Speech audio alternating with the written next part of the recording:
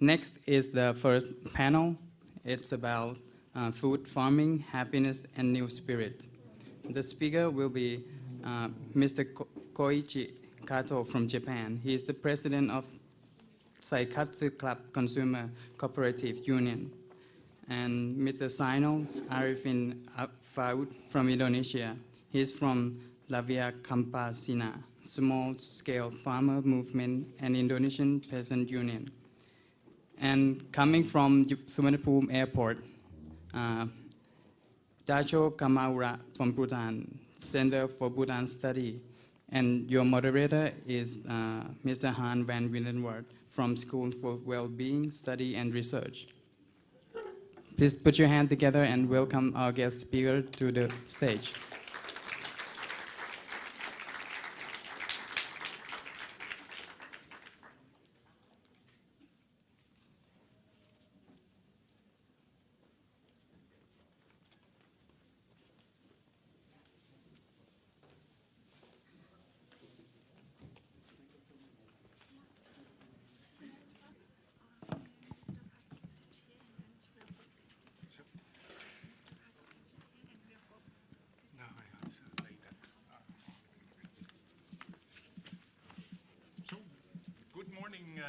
Again, everybody?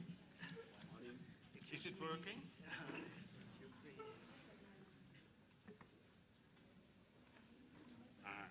Good morning again. Not yet. Maybe we have to try out a little bit. Now it's coming, now it's coming. So yeah, this is the first session of our meeting, 3 days meeting. And we have had a moving opening speech of Wallapa already, so I don't have to add much to that, but I would like to introduce the title of this forum, this session, a little bit to you before I give the floor to the speakers. And so we are waiting still for our surprise speaker, Dasho Karma Ora. We didn't plan him in the first place, but suddenly he announced that he would be in Bangkok by chance, and as he's a very long-standing guide for us, we thought, oh, we will try to include him. So he may arrive later, and maybe by surprise he will arrive not at all, I don't know, but it's very fortunate that he will be here. And because the title of this session is, yes please, if you want to sit next to me.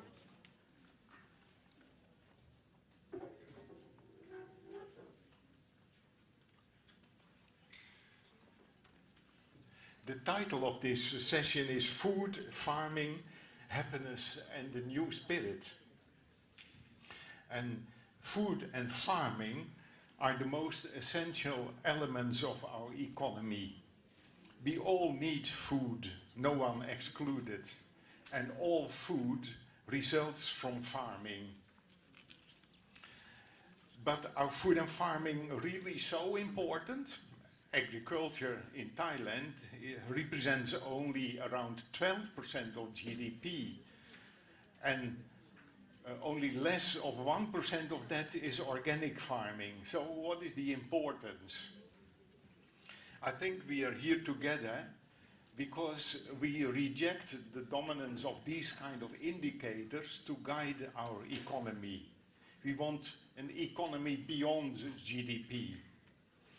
We think food and farming are essential because we all want to enjoy good quality of food. So we all are intimately linked to the farmers. And those who grow the food and process the food for us. So we don't want GDP, we want good food, we want happiness. That should be the focal point of our economy. So we want organic food for all. In the old GDP economics paradigm, the major aim of the so-called agribusiness, it's not agriculture anymore, but it became agribusiness, is to extract natural resources from nature and deliver food to anonymous consumers. In this mindset, farmers are a cost factor, and the goal of conventional economy is to minimize costs in order to maximize profit. Conventional economy even doesn't identify producers as farmers or farmers' families or as persons. That's why we are happy that in this year it's the International Year of Family Farming. It makes us aware that persons and families are caring for our food. And the reality of many of these farmers is that life is quite difficult as a farmer. At one side, because they feel the pressure of the big corporations and the landowners, and at the other side, they feel the pressures of the demanding consumers, often even complaining consumers who want to buy everything cheap. So we want to change that. We want to create mindful markets. So the question is, how strong are alternatives? How strong are our alternatives? Can the alternative movements move to a position where they are no longer the minority, but trendsetters? Can we really build a solidarity economy at a large scale? Can we become the mainstream? This brings together two groups.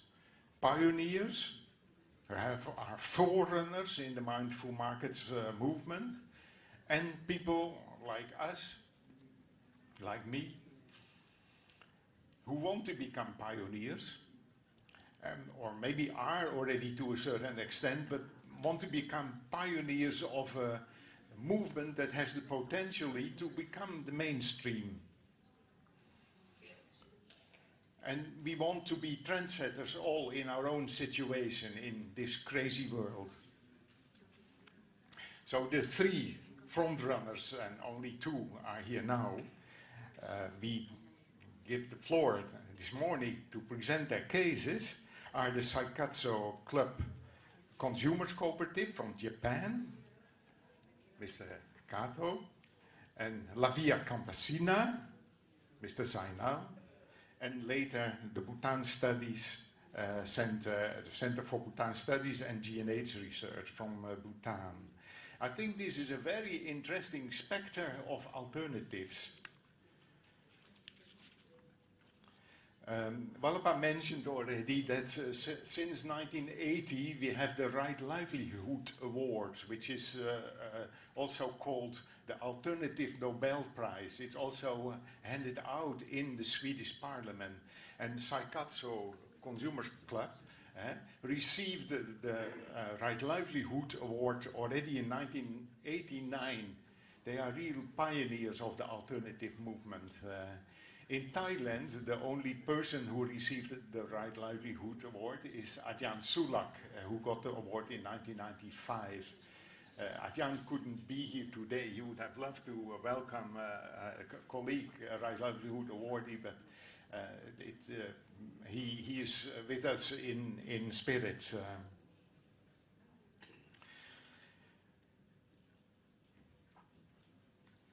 So Mr. Kato represents the Consumers Club, Seikatsu Consumers Club from Japan, and he will give us a taste of how and why this consumers initiative emerged in Japan, how it grew till its present strength of more than 300,000 members, and what is the secret of your success? Our second speaker is Zainal Arifin Fuad from SPI, which is the major farmers union in Indonesia, and he also represents La Via Campesina, the international peasants movement or small-scale farmers movement.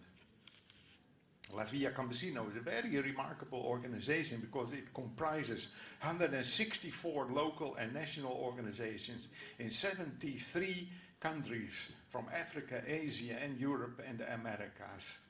Altogether, it represents about 200 million farmers. 200 million farmers. It's an autonomous, pluralist, and multicultural movement, independent from any political, economic, or other type of affiliation. In Thailand, its major member is the Assembly of the Poor. And La Via Campesina is now recognized as a partner of United Nations organizations. We are at the edge that we can go beyond being a small minority and being a factor in the world, a real factor of change in our world. The third keynote speaker, I will introduce him later, is Dasho from the Center for Bhutan Studies and G&H Research. And Bhutan not only stirred the world with the way it challenged GDP or gross national product, which rules the world economy by proposing gross national happiness, but it also woke up the agriculture world by its 100% organic country campaign. And also that raises the question, can sustainable development become something which countries comply to for 100%? Would that be possible? It's needed. We're so far away from it.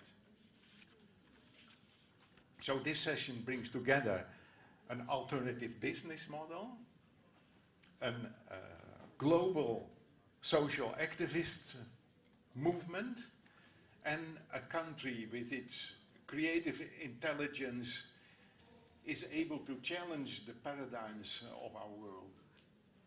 So may I first introduce Mr. Kato. We can go to the podium there if you want, but you can also sit and you have a microphone there.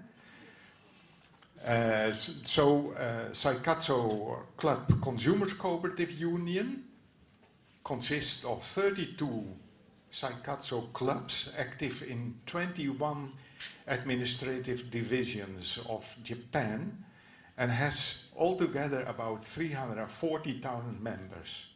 Mr. Kato was born in 1957 and joined the Seikatsu Club in 1980.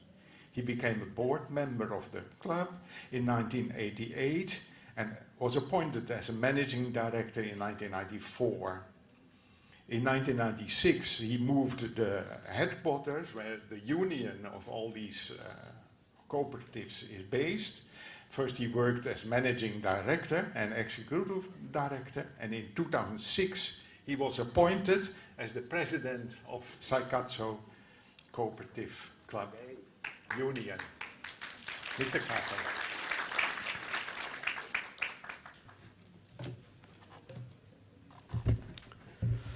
皆さんおはようございます。かつお初にお目にかかります。はじめましてですね。日本から来ました生活クラブ連合会の加藤と申します。よろしくお願いいたします。で、時間が、たっぷりいただいてるんですけれども、私大丈夫かな？I'm not sure whether you explained about the translation. Yeah?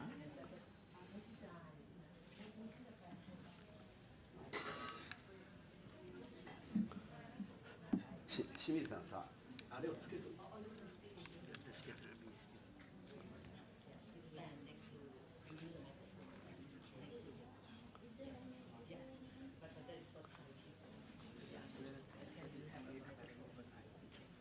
But did you explain, do they have it? Okay, only for Thai people, yeah. For the English?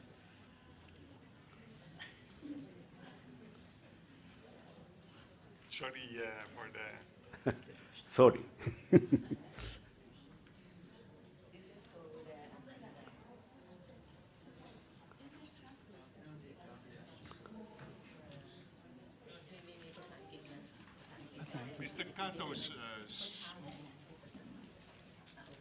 Mr. Kato's slides will be in English, so for the English-speaking participants, you can read the slides, but Miyoko will also help translate into English, but the Thai persons, they can have the translation through the earphone. So can I translate consecutively? They have a microphone. And you use the microphone. 最初からちょっとやり直すから。はい。いい OK？ あ、はい。リセット。おはようございます。 Good morning, everybody. はじめまして。Nice to meet you. 日本から来ました生活クラブ連合会の加藤と申します。I'm Koichi Kato from Japan. すいません、日本語で喋ることをお許しください。Please forgive me to speak in Japanese.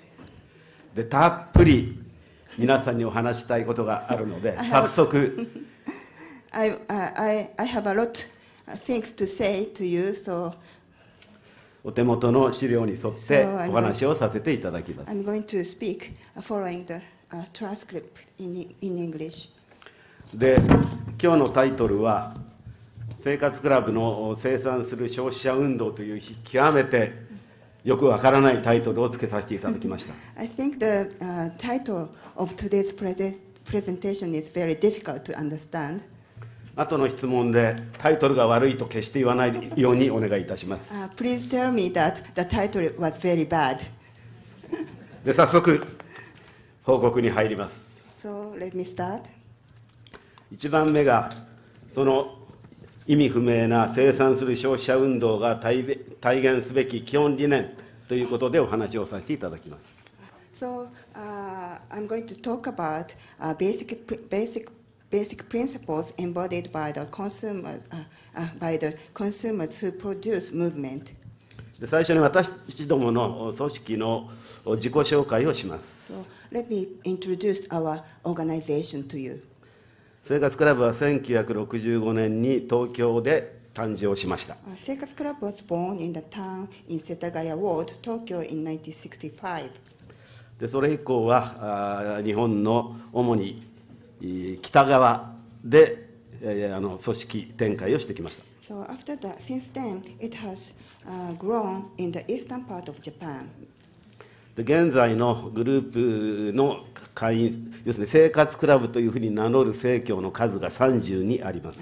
There are 32 Seikatsu clubs in Japan.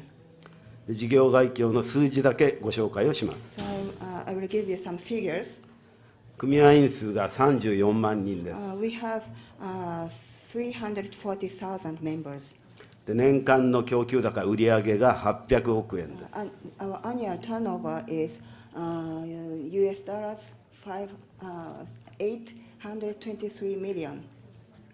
で、出資金、この場合共同組合ですので、出資金と言いますが、普通の場合で言えばこれは資本金ですけれども、370億円です。So for consumers cooperatives, members have shares in our business, and the total amount of our members' share is 33 billion yen, which is approximately 370 million US dollars.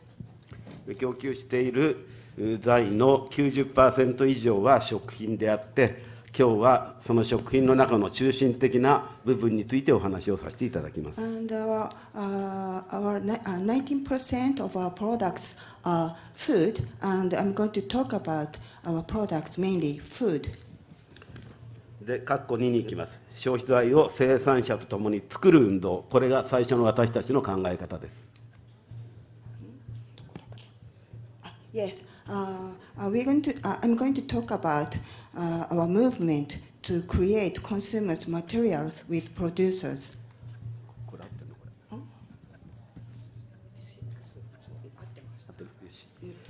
れ。はいはい。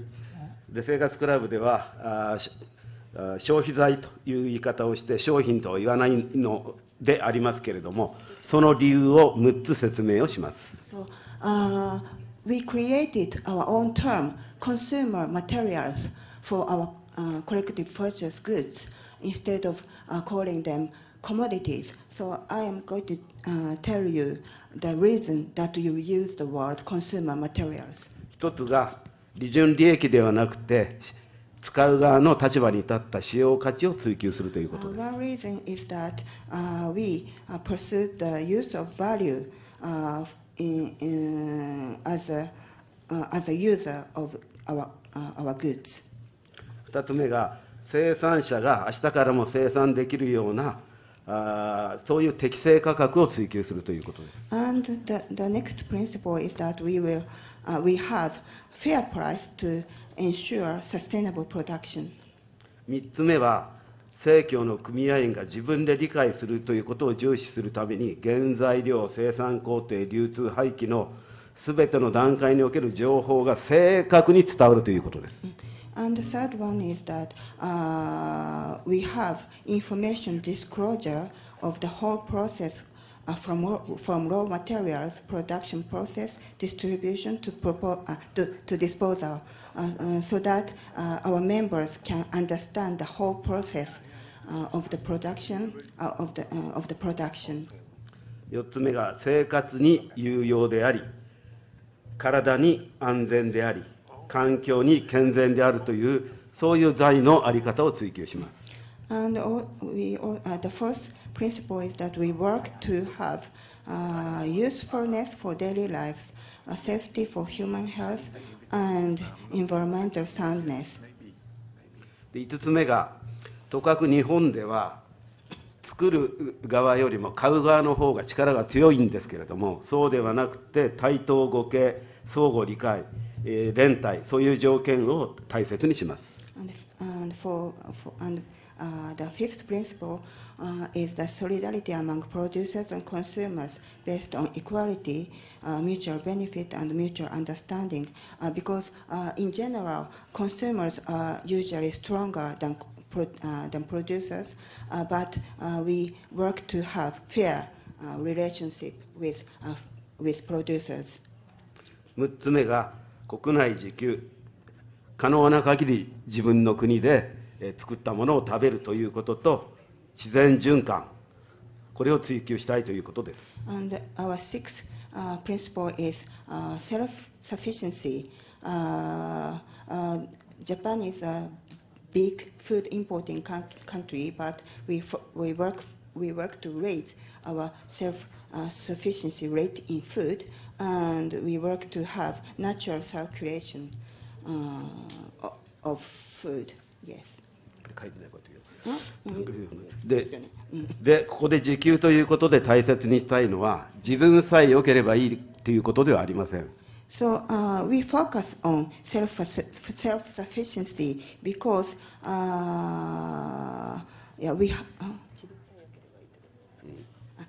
because we think that not only us is important. それは他の人が食べるであろうかもしれないものを私たちが奪わないということです。So we have to think of others, and we shouldn't deprive food from anybody.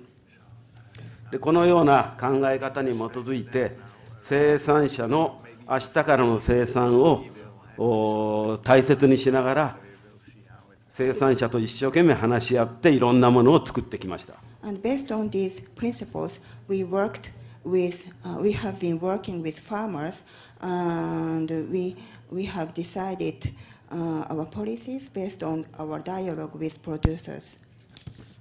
で、そのように作った以上は、消費者も食べる側もそれを食べる責任、消費する責任があります。And we consumers have our responsibility to consume products from our producers. そのことを自覚するということの大切さを生活クラブの第一の基本理念にしています。So it is the most important thing that consumers have to understand the situation of producers. 時間がないので3つ目、括弧3に行きます。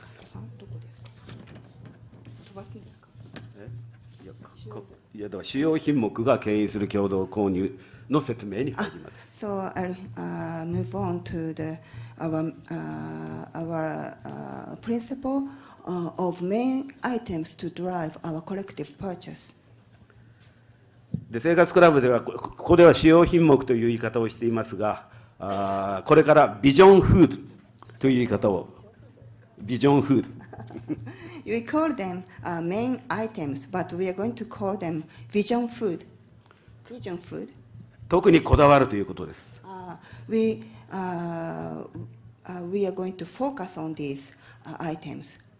でその中身は牛乳、米、卵、豚肉、牛肉、鶏肉、そして野菜です。Those items are milk, rice, egg, pork, beef, and chicken, and vegetables. 日本の食生活は多くの場合、加工食品が中心です。Our Japanese food,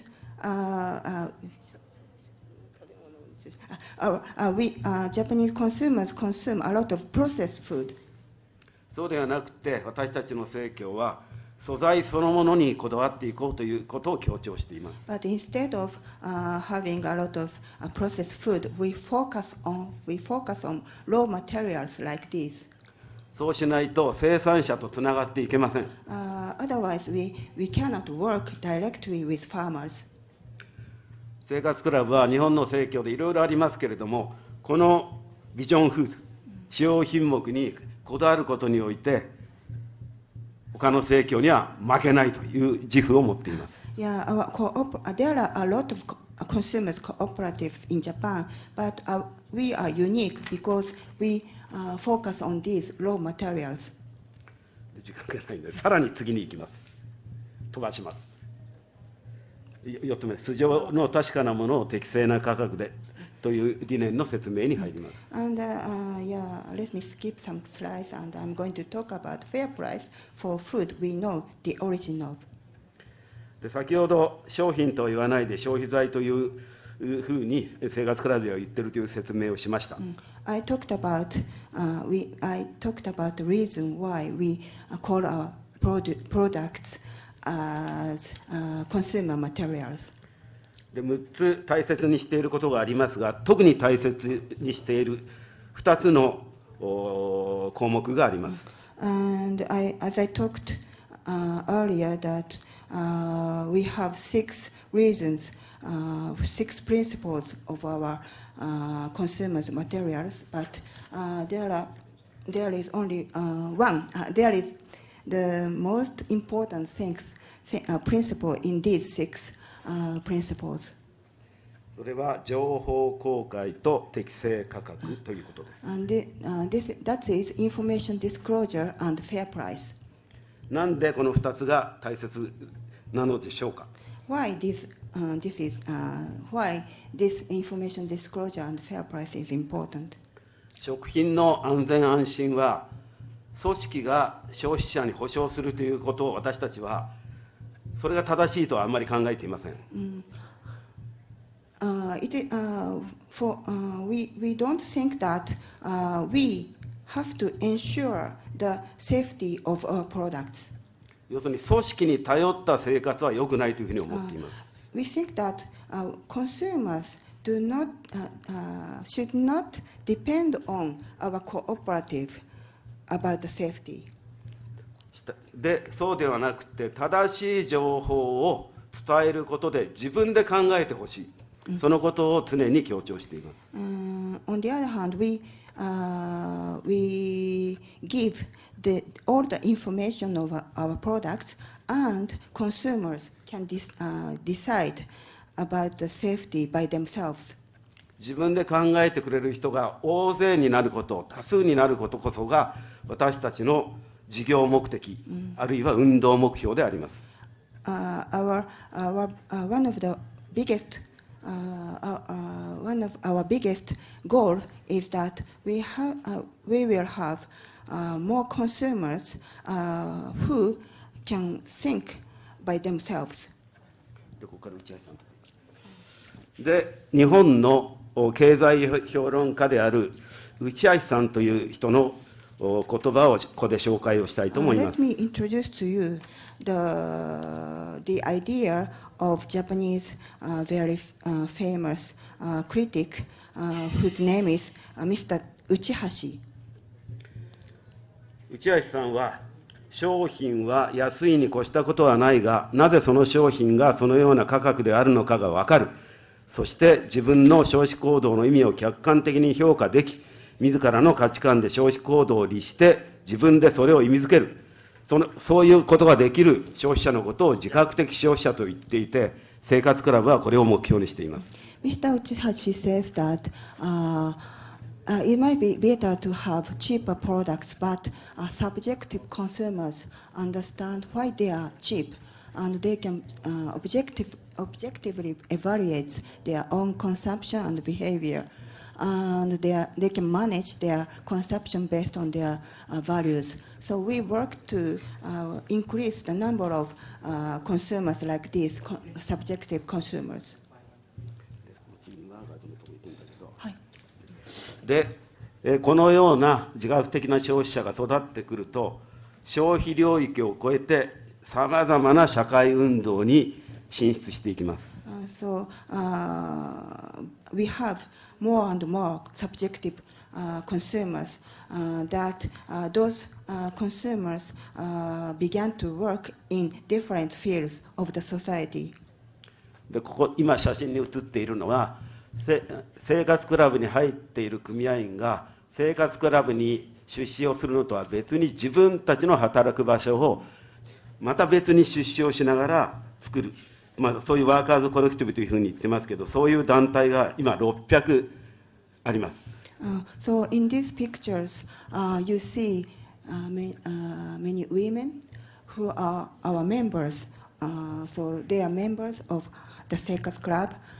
So that's why they have their member share in our Seikatsu Club Consumers Cooperative. But on top of that, besides they are members of our cooperative, they started their own business by investing on their own business. So there are many of these members now, and there are which is called workers' collectives. And there are now more than 600 workers' collectives started by our members. Started by our members.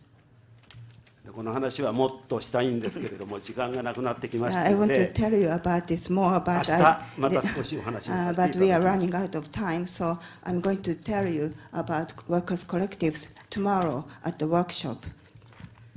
で、残された時間で具体例としての生活クラブが遊佐町という日本の、ある農村と米の提携をしているお話をさせていただきます。 So I'm going to talk about user town, which we work with directly. So it is called Teike in Japanese. 非常に美しい写真です。 This is a very beautiful picture. 先ほど国際家族農業年というお話がありました。 Hans told earlier that this is the year of family farmers. 日本のこの美しい風景も家族農業が支えています。 This kind of beautiful scenery in Japan totally depend on family farmers. しかしながら非常にこれは残念な報告になりますけれども、日本は私の考えからすると家族農業を大切にするように動いていません。But unfortunately, the Japanese government is not working for small family farmers now. 私は生活クラブという組織を通してとにかく日本の家族農業を大切にしていきたいというふうに考えています。As I work as a president of the Seikatsu Club, I'm working to protect these family farmers. で、時間がないんですけれども、今からお話ししたいのはマインドフルという言い方に今日はなっていますけれども、我々としては持続可能性を追求する倫理的経済という言い方をしています。And today's theme, the title of this forum is Mindful Market, but we call our movement is to have sustainable and ethical farming. で、皆さんはなかなか、ご承知ないかもしれませんが、日本では減反という政策があります。You may not aware of the Japanese agriculture program, but the Japan has a policy. The Japanese government has a policy to reduce the acreage of rice field. 減反というのは、日本では農業の主な作物は米ですけれども、米が過剰になって消費者が食べきれなくなって国から作ってはいけない。日本では平均今田んぼの4割の田んぼは米を作っていけないことになっています。Rice is a staple food in Japan, but we have rice surplus, so farmers are forced to reduce the production of rice, and now the policy to reduce the acreage of rice paddies covers 40% of the rice paddies in Japan. したがって日本の家族農業を守るということを本当に追求するとなると、その4割の米を作っていけない田んぼをどういうふうに活用するかということが大切になります。So if farmers reduce the acreage of rice paddy by 40%, we have if we want to preserve support Japanese family farmers, we have to think about what to do with the 40% of the acreage which is forced to reduced by the government. で今見ていただいているこの表は伊佐町の農業の土地利用を表しています。This chart shows, this table shows how the land is used in Yuza town. でこの湯佐町は一番上にありますけど、3000ヘクタール農地があります。Yuza town has more than 3,000 hectares of rice paddies.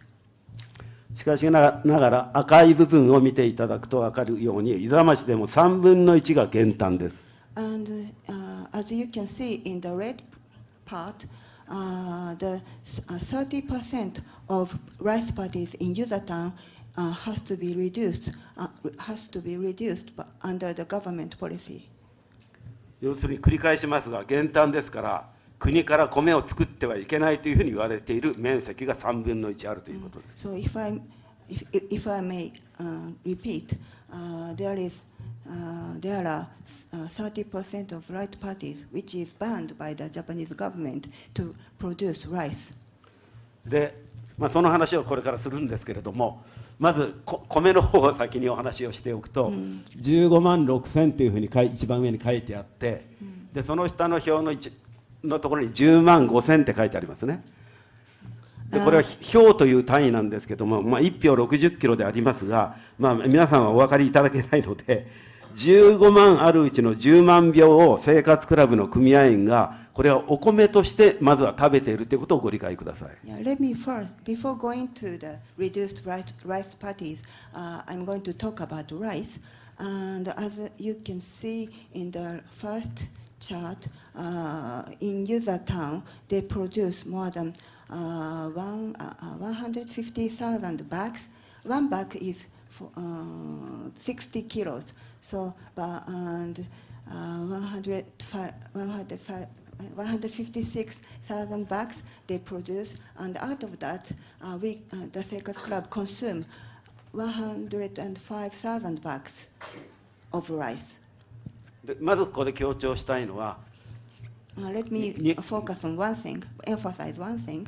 日本でもいろんな米の産地がありますが、生活クラブはこの15万のうちの10万票を食べるということのこの一地域に一点に消費力を集中投下することによってこの地域の持続可能性を、大切にしたいわけです。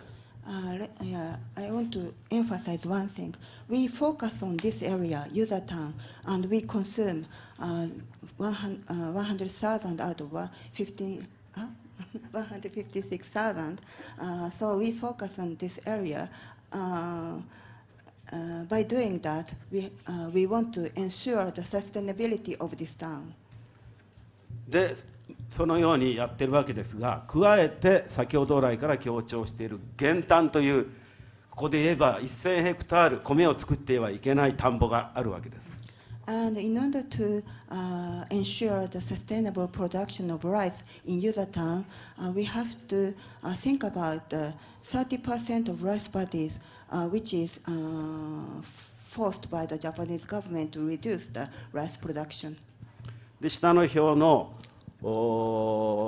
ライスは除いた下のこれは酒米ですね。酒米以下の部分は要するに米を作っていかない田んぼで他の転作作物っていうふうに言ってますけど、他の作物を作って時間がありませんからもう言っちゃいますけど、このような作物をさまざまに作って、これも全量生活クラブ組合員が結果的には消費をしています。So the first line, co-developed rice, is produced in rice paddies, but other than that, brewers' rice and rice for processing use, soybeans, those are the products produced in rice paddies which were forced, which was grown in rice paddies where farmers are forced to produce other products than rice. でもう本当にそろそろ締めますけれども、Rice for Animal Feed と書いてあるこの部分を最後にお話をします。So I would like to talk about rice for animal feed. 日本の農業生産者は非常に高齢化しています。Japanese farmers are getting older and older. したがって新しい農作物を作れっていうふうに仮に言われても、今から学ぶというのはなかなか困難です。So it is very difficult for old farmers to learn to introduce other products than rice. で、新しい機械を買うとか、そういうような新規な設備投資をするということも非常に難しいです。And for old farmers, it is very difficult to buy new farm equipments. 一方で日本の畜産業は多くがアメリカのトウモロコシに頼っています。And at the same time, Japanese animal production heavily depends on animal feed from other countries. この問題をいっぺんに丸ごと解決できるのが、米を豚とか牛の餌にすることです。The solution to this problem is to grow rice for animal feed. 生産者は仮に豚に与える餌であっても米は米ですから同じ作り方ができます。Even though it is used for animal feed, farmers can grow rice in the same way as they produce rice for human consumption. 一方でそのようにしなければ、その田んぼは荒れ地になっていきます。Otherwise, if they do not grow rice for animal feed, the rice paddy will be abandoned, and yes, will be abandoned. この、飼料用米というふうに言っていますけれども、これを我々は日本の制度が全くない中で1990年代からやってきました。We started to grow rice for animal feed in the 1990s. At that time, there was no government policy to support this production. で、頑張ってやってきた結果として、現在日本の米政策の中で飼料用米が重要な施策として位置づけられるようになってきています。And after a long time, the government finally recognized the importance of production of rice for animal feed. これを必ず成功させていくということが日本の家族農業を守り、もう根本的な日本の農業それ自体を守ることだというふうに私どもは確信をしています。It is very important to preserve, protect family farmers in Japan. In order to support them, it is very important to introduce rice production for animal feed. 時間が来ましたので、また次皆さんにご報告ができることを期待をしながら報告を終わりにしたいと思います。So I look forward to talk with you again about this in the future. So this is the end of my speech. Thank you very much. Thank you. Thank you very much, Mr. Kato. Thank you very much, Mr. Kato.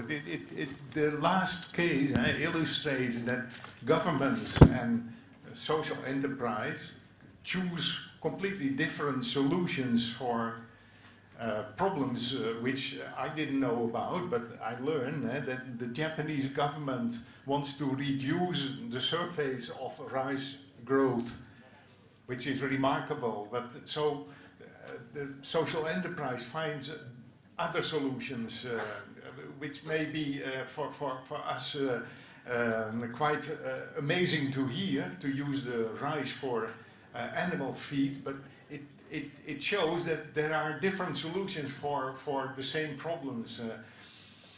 And I guess we will discuss about this dilemma which people face when they want to serve both the consumers and the producers in the same way. How we solve these dilemmas in the real world. No, thank you very much, Mr. Kato, for this realistic display. I think the president has gone again. The president will deliver his opening remarks at the opening of the Green Fair. So then now we can ask Mr. Zainal Arifin Fuad from Indonesia to take the floor. And he is, since March 2014, so this year, he's the head of the Department of International Affairs of the SPI, the Farmers Union in Indonesia, and as such also responsible for the communication with La Via Campesina. He was secretary of the SPI before, and he is also in charge of the communication with the FAO and the IFED. With IFED, La Via Campesina has a remarkable project which Mr. Fuad may explain during his presentation. So, Mr. Fuad, please welcome him with your warm applause.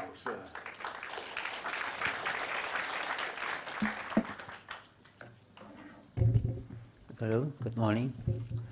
Thank you for your invitation in this event, and I'm glad that this forum is held in the university, and usually Campesina also work with the Chulalongkorn University to talk about food sovereignty. Okay, this time I would like to present about the food farming, happiness, and the spirit, and in the perspective of the global movement.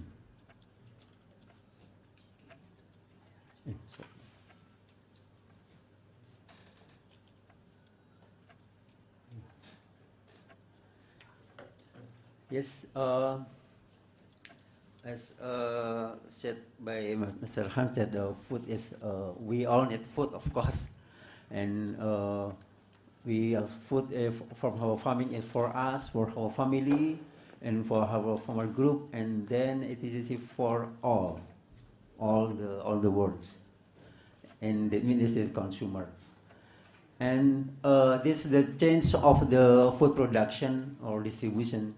The first, maybe the motivation of spirit is just for food solidarity, just for fulfill my need, our need, our basic need. But following the number of people is increase, and then we know about the food trade, and as a money as tool exchange, so the food production is now going to the under the business, and then as of them was I said that now as food is under the capitalism, now under as the capitalism, now we know about the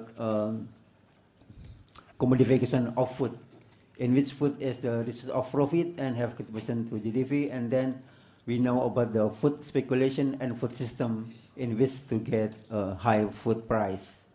In other side, it causes food crisis, food price crisis, hunger and poverty people which have low purchase power, not enough money to buy food.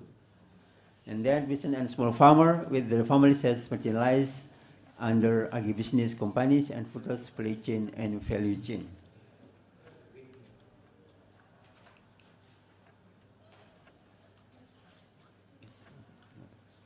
And this our enemies. This is the enemies of the farmer. And first we have seed treaty. It became a new POF, and in this treaty, seed maybe will be dominated by TNC, transnational company. And then we face Green Revolution, and then we have IMF, and we face WTO, and then also World Bank. We also G20, and then also with AU. And then for this year, for next year, farmer organization face ASEAN Economic Community 2015. I think this is problem. It is for FTA, or Free Trade Agreement. And then we also face a regime of REDD. This is the climate change and the green economy. So we should be careful with the green economy and the green market, because it will be dominated by companies, not by farmer or cooperative. And then the peasant as a victim, it is agrarian conflict, and small farmer face agrarian conflict, poverty and hunger.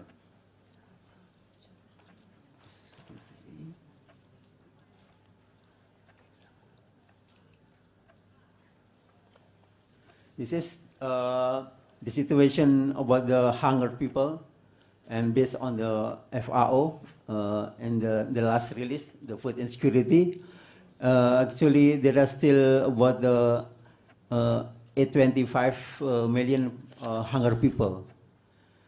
This is paradox with the center of poverty and our hunger area is the rural area. It is the center of production. That means this is something wrong in the food system. And then based on the research by Green, that the small farmer, which produce most of the world's food and currently is into less than a quarter of world's farmland.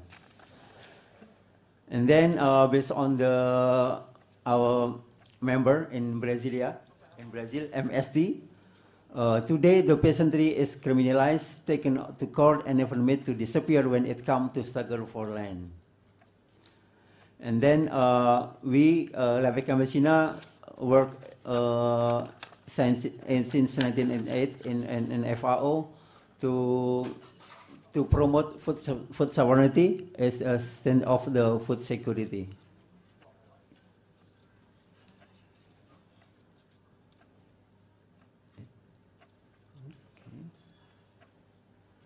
This is the message of Livelihood on the International Year of Family Farming 2014.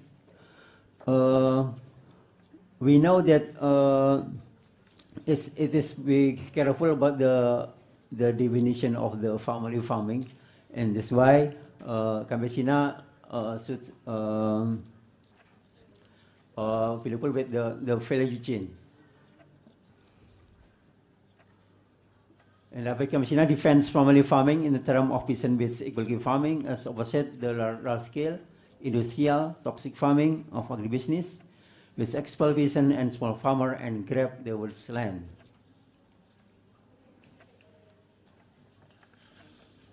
And this is in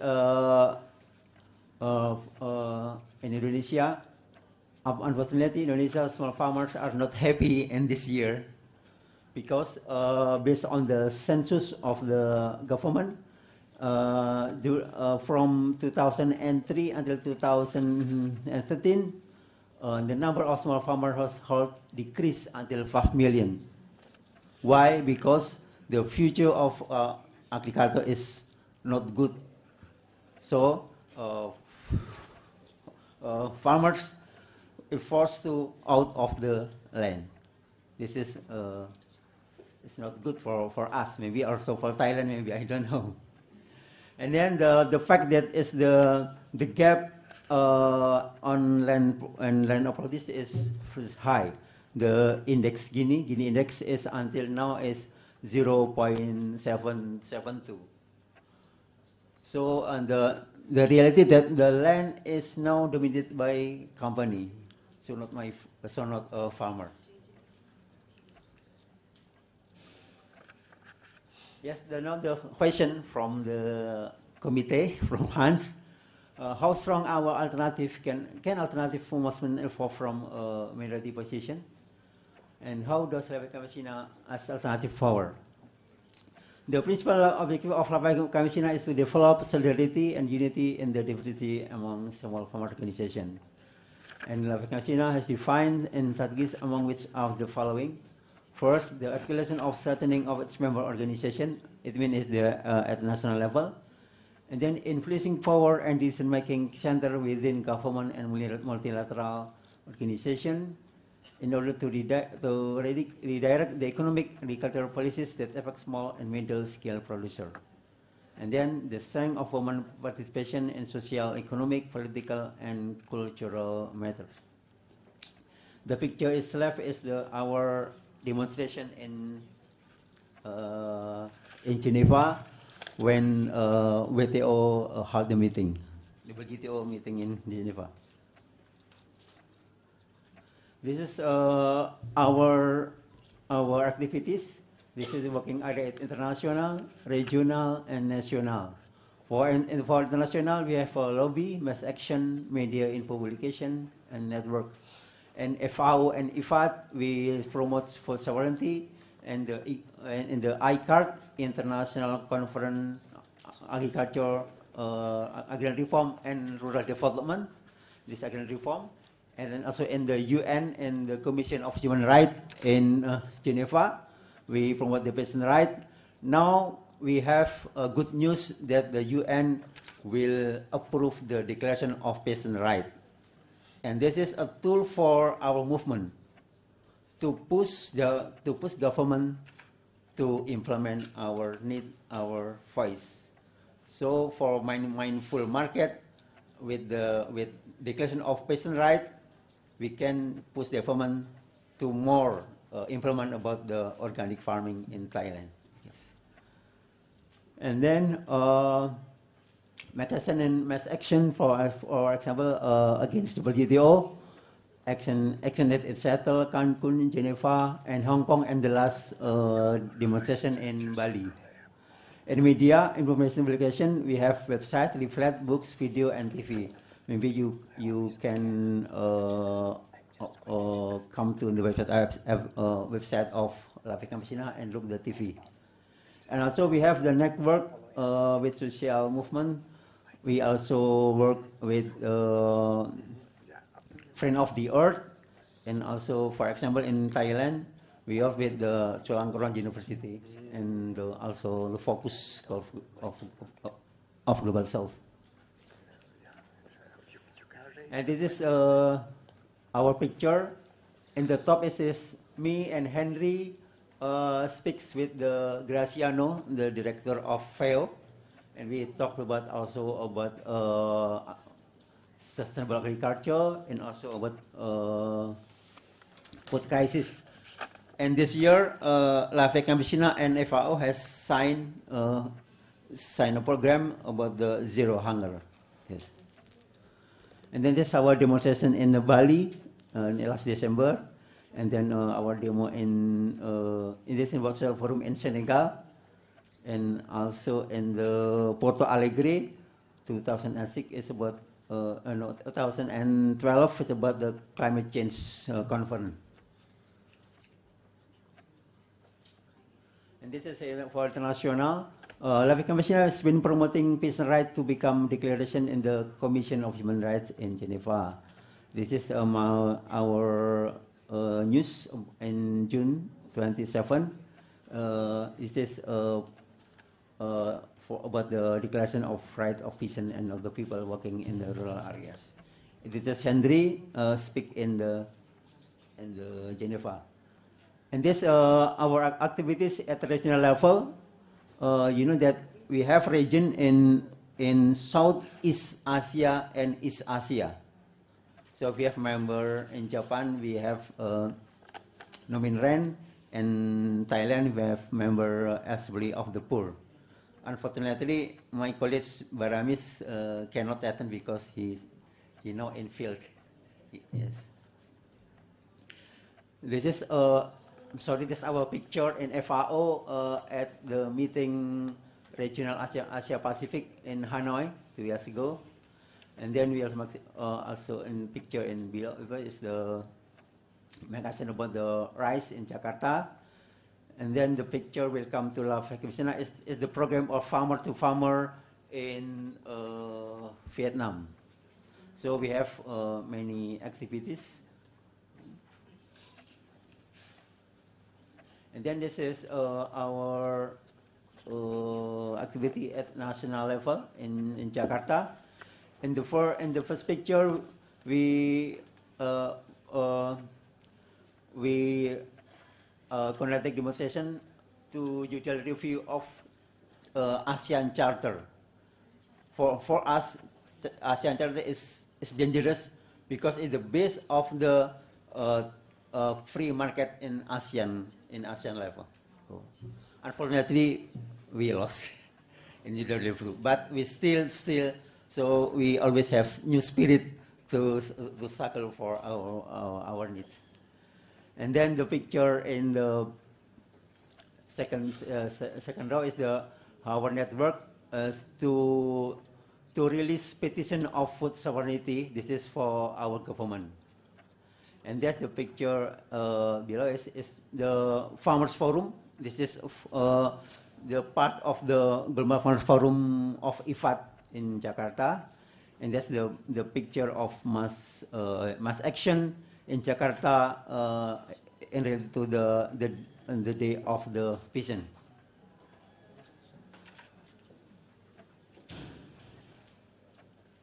And this is also our activities in national. SPI promotes the food sovereignty, agroecology, and peasant right to the agenda of states.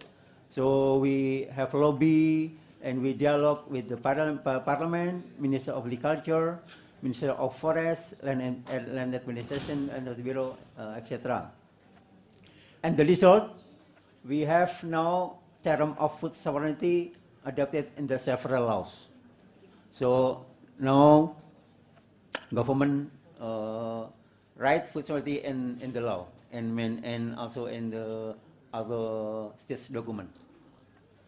And then we have input to produce the law of food and the law of land protection and the law of farmer protection and empowerment. And the last, this year, SPI give vision of the food sovereignty and the concept of agrarian reform, seed bank, ecology, and it's adopted by the president candidate. And now the president is winner. So we hope in next year all the concept of SPI will implemented by government. This is our book about the visi Ketahanan Pangan Indonesia, vision of the vision of Indonesian food sovereignty. This is a student declaration of agroecology to last year. So Campesia conducted international meeting in Surin. That is in our declaration. The first is that Thailand has been choose the place of the meeting because in this country is growing shift made by small-scale farmers to move from green revolution-based model of industrial farming into agroecology. And agroecology is the cornerstone of food sovereignty. We cannot achieve food sovereignty if agriculture is dependent on input controlled by corporation. This is why this is the green revolution. And there are many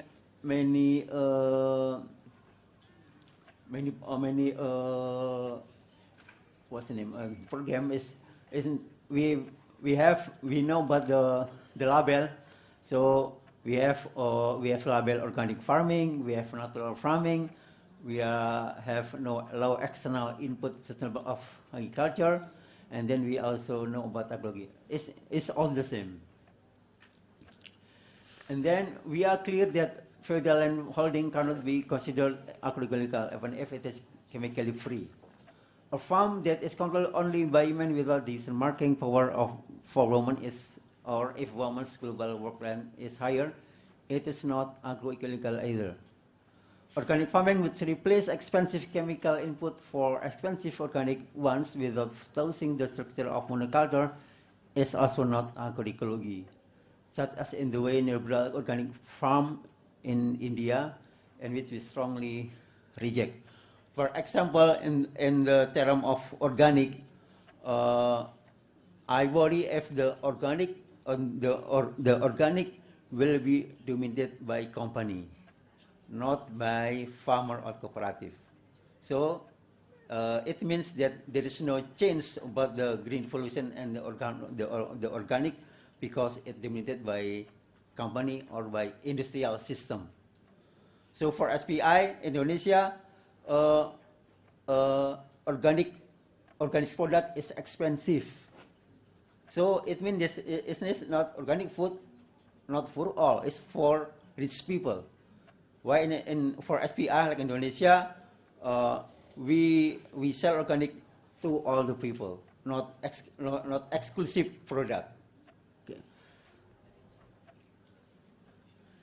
And then we have slogan from my member in Philippines. As the Philippines farmers say, kabuhanan kalusugan kalikasan. So for organic is for economy, but not for greedy economy. For economy, for health, and for nature. This is our principle based on the organic farming.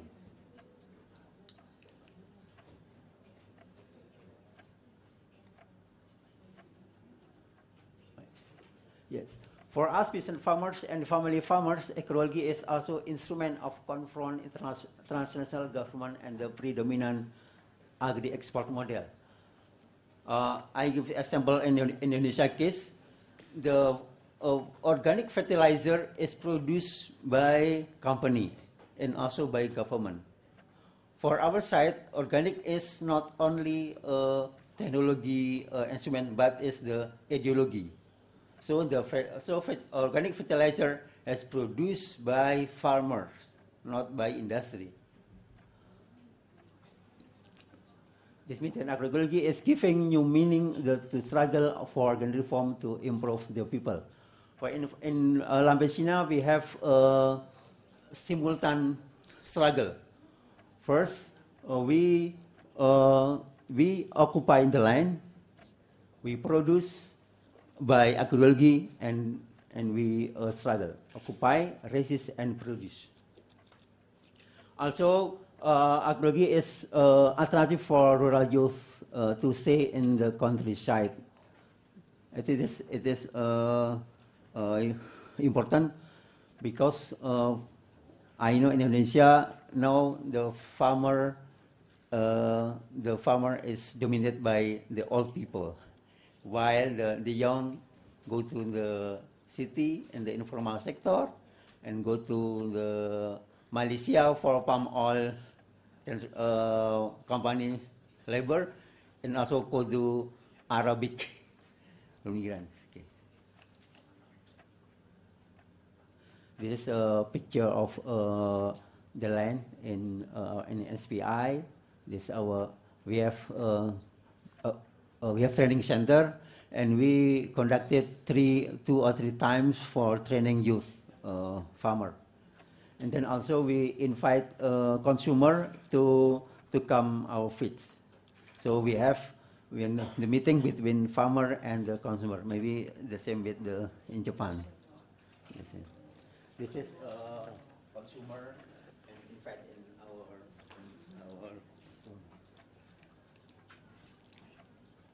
This is activity of the training in SPI. And also we bring youth farmer to go to campus, go to research, to dialogue with the expert.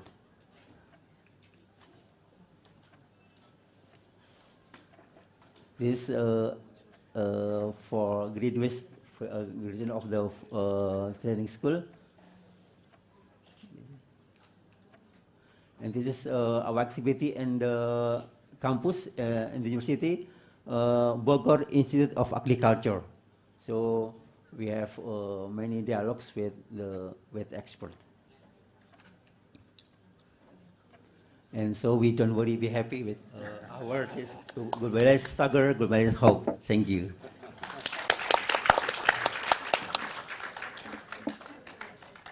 Thank you very much, Mr.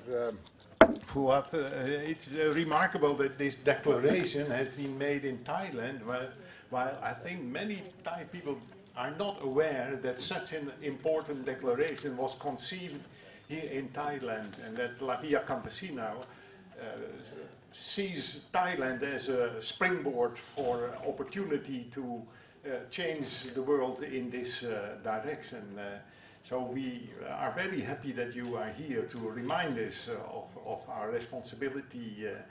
And what I also find remarkable from your message is that you really choose for a rights-based approach also. And that may be also the step now to ask Dasho Karma Ura to help us to understand the concept of happiness better. Because it's so remarkable that in Bhutan, in the first constitution of Bhutan, that gross national happiness has been included in the constitution of the country. So that brings happiness to a level far beyond what we usually see around us. Commercial application of happiness, we should be happy about this, happy about that, and a kind of a very shallow understanding of happiness.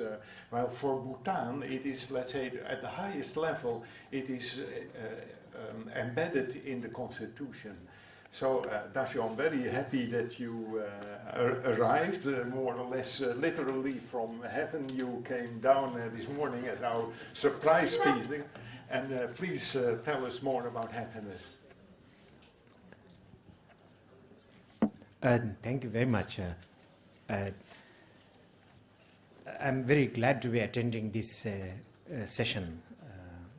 I've just come from the airport, flying 40 hours from Bolivia.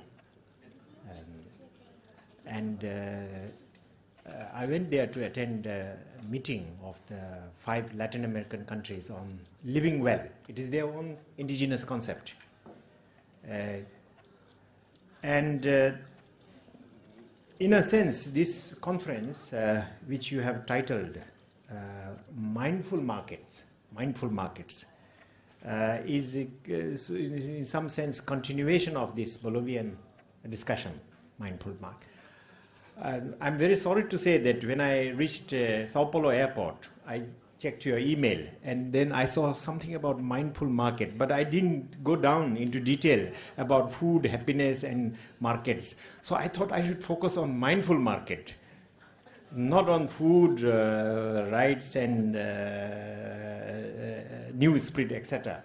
So on the airplane, I started writing simply on mindful market. So I'm sorry, what I prepared is a great deviation from your thing. And now I have no option. I think I have to go ahead with my own note about mindful market.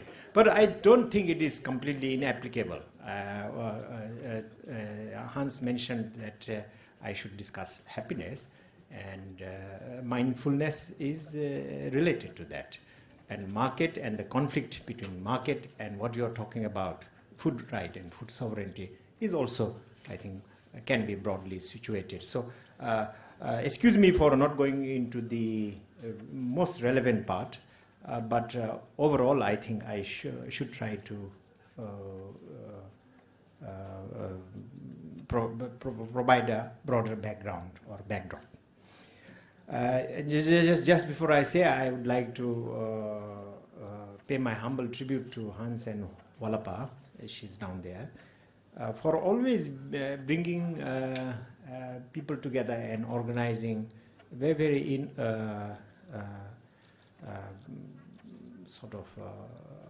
remarkable conferences always. They had also organized a happiness conference, GNH conference in 2003? Seven? 2007, yeah. 7. See, my memory is already failing because of lack of sleep.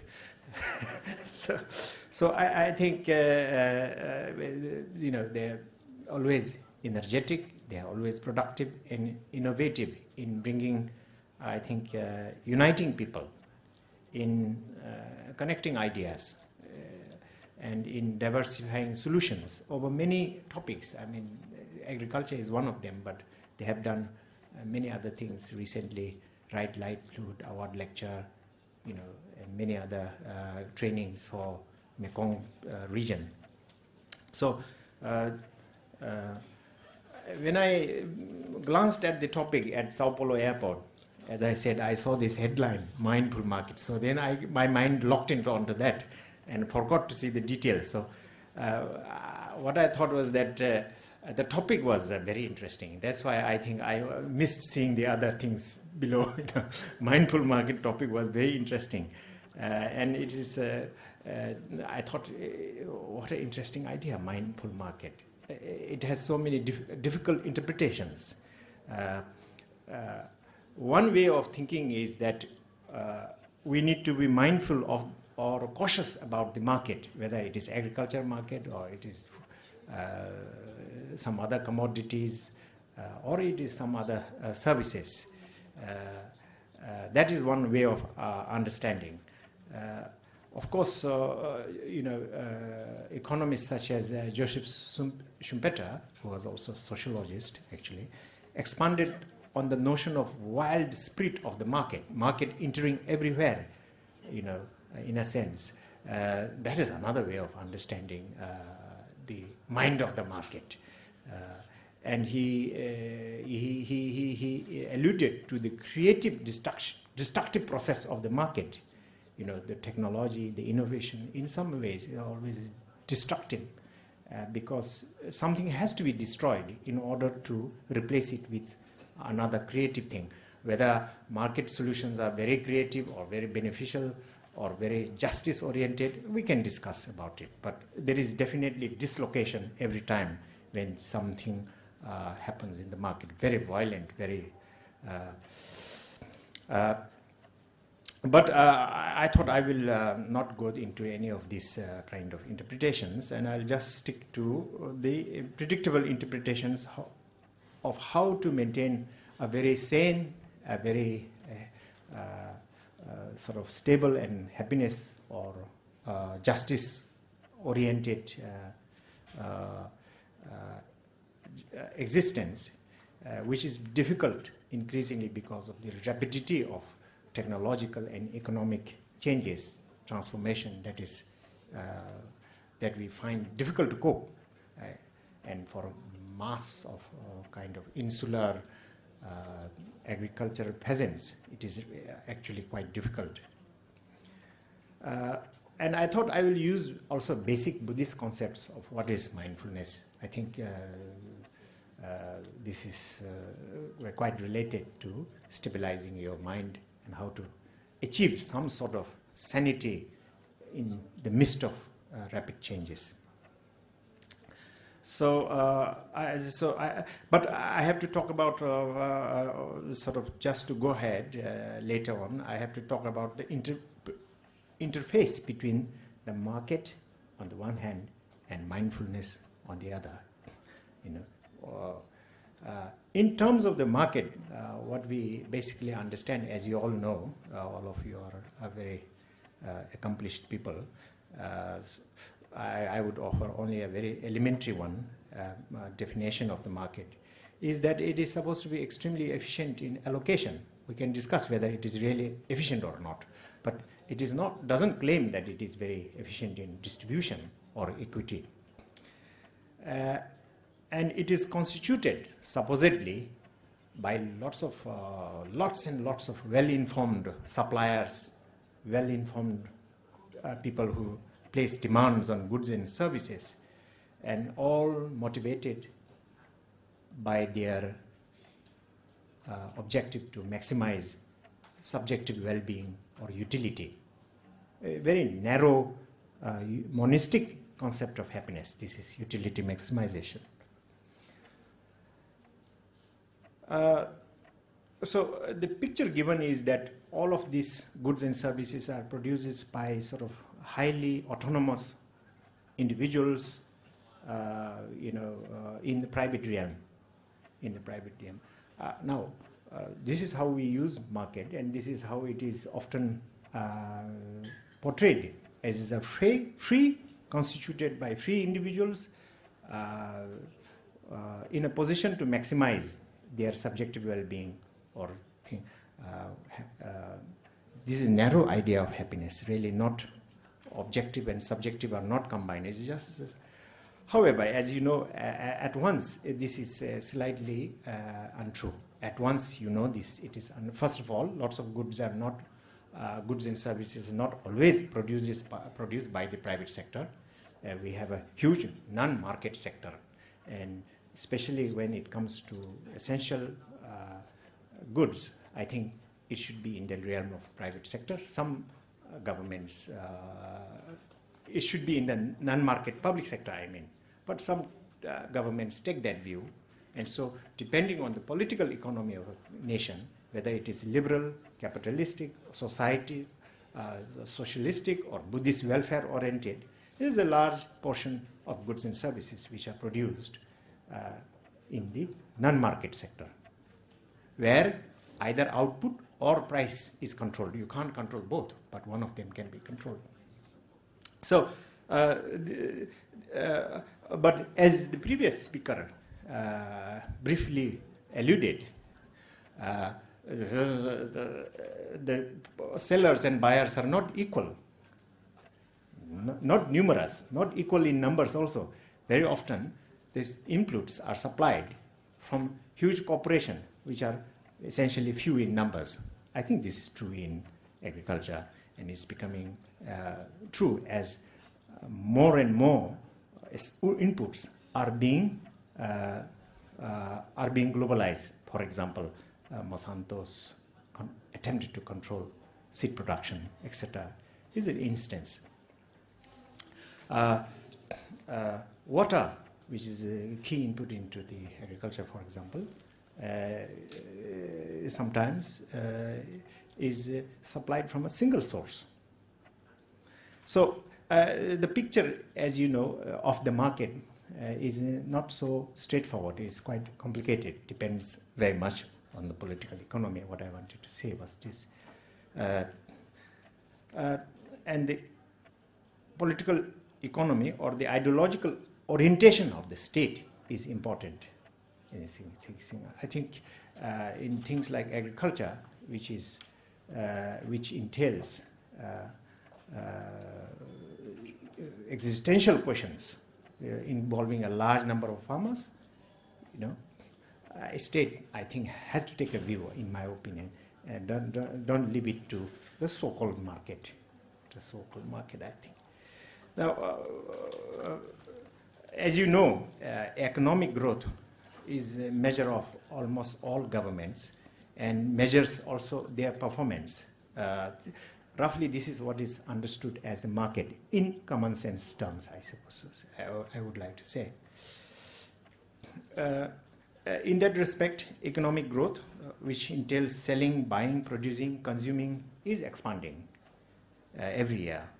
And it implies that the consumption per capita is increasing, production per capita is increasing in general, and real income per capita is increasing in general. People are living longer, income is rising. I think long-term growth rate is about 2% globally. It looks very small, minuscule, 2%, 1.5%. But when you compound it on, say, for example, 30-year scale or 50-year scale, it is dramatic, really. The effect is dramatic, I would like to say. What is wrong about the market in general? Or what is precisely wrong about economic growth driven by a market? Although I already said that, although we call it market, there is a huge non-market production and consumption of goods, non-market, directly intervened by the state. But just let's in general understand these both components as the market. So what is wrong with them? What is wrong with the market? I think we have come to notice in general, I would like to categorize 4 different problems with this. And I think by extension it will apply also to agriculture, which you are discussing. You know, mine is at a general level, but it should apply to agriculture equally. One is that planetary boundaries are being crossed. This you know very well. It severely affects agriculture.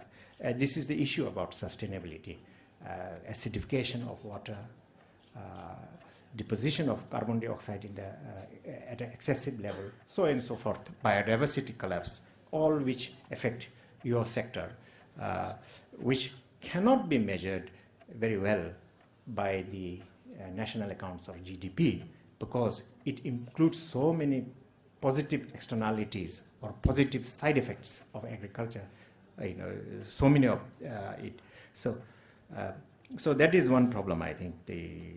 And I think this should be prominently featured in the conflict between market and agriculture. Second thing is, I think, the problem of the market on happiness, I think. Eventually, although we put many causes of happiness, many consequences, many skills of happiness, etc., eventually, I think, fundamentally level, it depends on 2 things. One is a good natural order or the environment, not only for supplying us with livelihood goods, but also with aesthetic inputs, which are very necessary for sensory stimulation of human beings. In agriculture, for example, which is responsible for maintenance of air quality, color, you know, so and so forth. It's very difficult to monetize, but it still provides causes for happiness, you know. So in good environment for livelihood purpose, for aesthetic purpose, etc., is very essential base for human happiness, what I want to say. The second type of cause for happiness is positive social relationship. Positive social relationship. This is also difficult to monetize, but we know the importance of this for the happiness. Anytime. Now, the social relationship is something which the market should not or cannot substitute. Essentially, it cannot substitute, but market does enter into that. market tries to replace social relationship with some transactions. The extreme case is good social relationship like friendship, for example. You can think of an extreme situation where you can buy friendship, but then it won't be friendship, isn't it? If you have to buy A-class friends, you spend 1 million, so and so forth. But the nature of the good itself has changed when you subject it to a transaction of monetary value. So I think both these causes of happiness, good natural order, good social relationship, are under pressure today. And neither of this is reflected well in the market measures. So,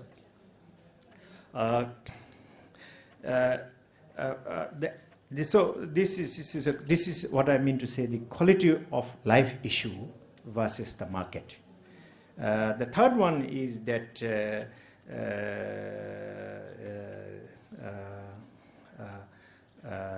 inequality issue, inequality on one sense of income, in another sense inequality of assets. Depending on the country, sometimes inequality is greater when you measure it by asset, sometimes it's greater when you measure it by income. Anyway, it is felt that inequality perceived and also measured, that inequality is increasing around the world enormously. And this is happening at the same time as the wave of democratization all around the country has intensified. You know, out of 191 countries or so, most are democracies today, which is supposed to confer you rights, give you voice, and fulfill your aspirations. But we are in a kind of a very conflictual situation where you confer this sort of rights on the one side, but on the other side, actually there is much more inequality today. So inequality issue is one area where the mindfulness and market can be seen in collision. I would also like to say something about intergenerational issue. The market is quite good, maybe at tackling problem within short periods of time.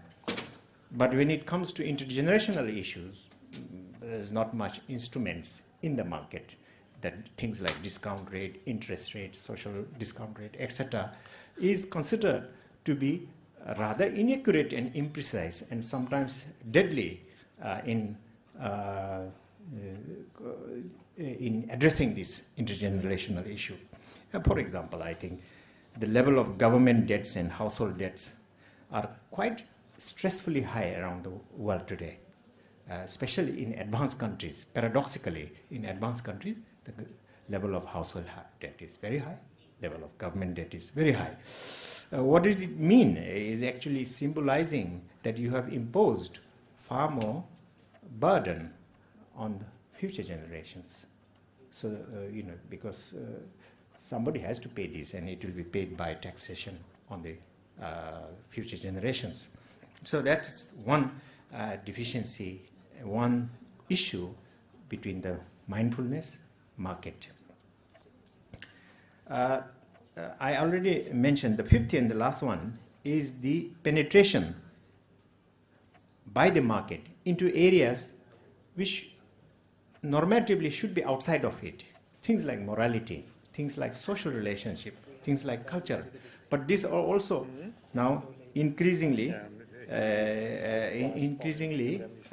displaced and substituted by market relations. This is a topic very nicely discussed by Michael Sandel, a Harvard economic professor, in his tiny book, which is called Market and the Morals. I think you may like to see how he discusses many interesting issues, such as are people with a lot of money entitled in ethical sense to skip queues in the airport? For example, business class people can just go through fast, or or medical queues can be jumped if you can pay a little more, etc. From these simple issues, he goes to big topics. So, given these 5 controversial areas between the market and the mindfulness, my main question is, how did we come to be implicated? How did we come to get inside this kind of deep systemic problems? And I think plausibly you can argue we are in deep systemic problems at this moment. Dasho, we are expected to go to the opening of the Green Fair around this time. So could you please conclude? Should I? Well, I need not. Really, I need not speak. I need not speak. So I can just stop here. I really can stop here. Yeah, because I have just sketched some notion of what is market is. I have not come to what is mindfulness, and I was just going to kind of bring these two together. Yeah. But time is ruler. Unfortunately, time maybe is the market also. I'm not sure, but yeah. Thank you very much. So I would like to thank you for this opportunity. Although it was just preliminary presentation from my 4 or 5 pages of things I written. Thank you very much, Dasho. I didn't introduce you properly, but people have understood by now that you're both an economist, but also an artist, because these pictures are from the festival, which is designed by Dasho Karma-Ura in Dotsula. He's a remarkable person, and I'm very happy that you enlightened us on this contradiction, let's say, between market and more spiritual issues like happiness. And I thank also the other 2 speakers. It's pity that we don't have time now for discussion, but we will have it in the workshops. I thank you both also. I think it's very interesting, a business model in the here and now and in the practical situation. A remarkable social movement which spreads all over the world and mobilizes farmers and consumers to change the way we see and do agriculture, and a helicopter view of what this means also in terms of challenges in the economic paradigm. So I thank you very much, and I look forward to the, and from here I think Peck will explain that we will go to the opening session of the green market, the green fair. Thank you very much.